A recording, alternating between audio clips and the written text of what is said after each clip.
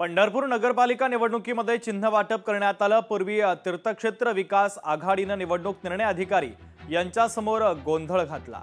तर नोंदणीकृत आघाडीला उमेदवारी अर्ज दाखल करण्याच्या 3 दिवसांपूर्वी हवं ते चिन्ह अर्ज देऊन आरक्षित करण्याचा नियम आहे।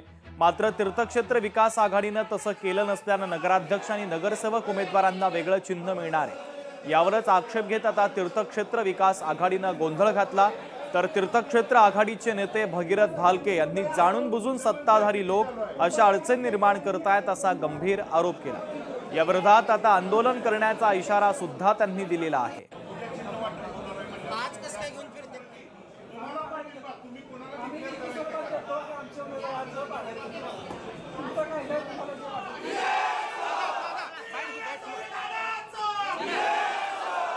चुकीचा जो प्रकार आहे तो प्रकार आम्ही कदापि होऊ देणार नाही।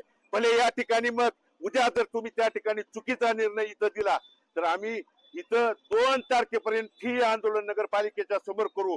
मत मागायला दारात जाणार नाही। शहरातला नागरिक त्या ठिकाणी ठरवल। हुकुमशाहीला थारा द्यायचा, गुंडगिरी प्रवृत्तीला थारा द्यायचा किंवा या सरकारच्या दबावाला थारा द्यायचा की लोकशाही माध्यमातून हात जोडणाऱ्या लोकांच्या पाठीमागे उभा राहायचा हे उतल्या शहरातले इथले नागरिक त्या ठिकाणी ठरवतील। ते नॉमिनेशन दाखल व्हायच्या आधी 3 दिवस त्यांना जर का एखादं चिन्ह हवं असेल तर कलेक्टर ऑफिसला अर्ज करणे अपेक्षित आहे। तो अर्ज केल्यानंतर तिथून त्यांना चिन्ह गोठवलं जातं, त्यांना चिन्ह दिलं जातं।